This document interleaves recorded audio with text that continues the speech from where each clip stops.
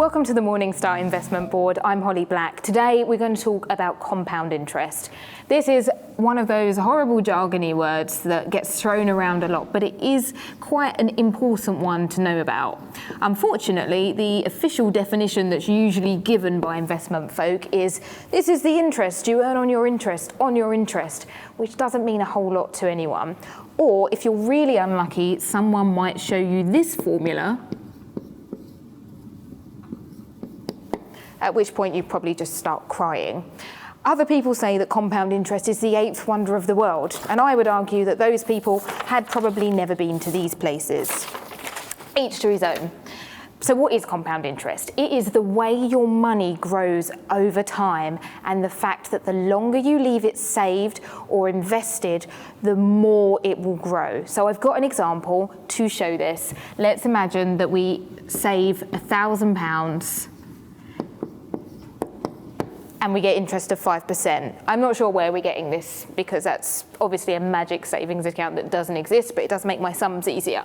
So after a year, we'll earn £50 in interest, because that is 5% on 1,000, and that means our pot is now worth £1,050.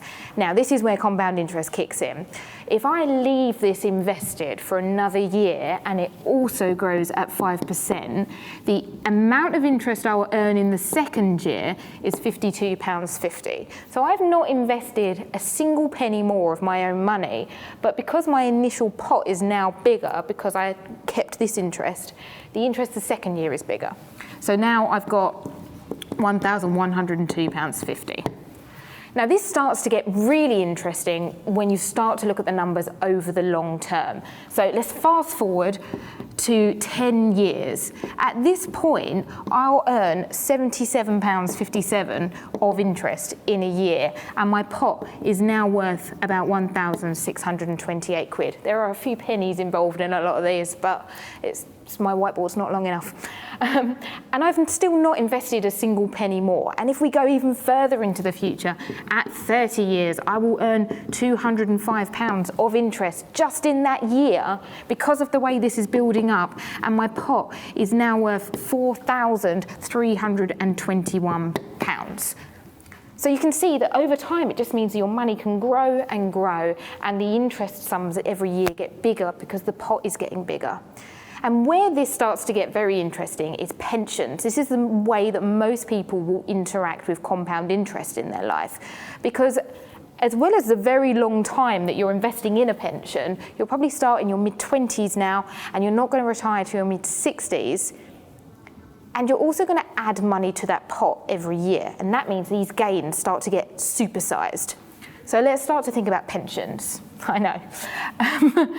So we'll start with our £1,000, and it grows at 5%. So in our second year, we've got £1,050. But I'm also, through pension contributions, going to add another £1,000 into the pot. So that actually means in the second year, I'm investing £2,050.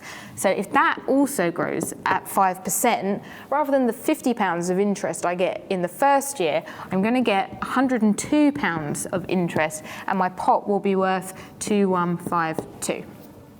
So I've invested £1,000 of my own, enjoyed the interest, and added another £1,000 into the mix. Now, if we take this super long term, this gets really good. So after 10 years, we're going to be earning £628-ish of interest, and the pot is now worth £13,206. Now, of that, remember, I'm putting £1,000 every year. So £10,000 of that is money I've saved.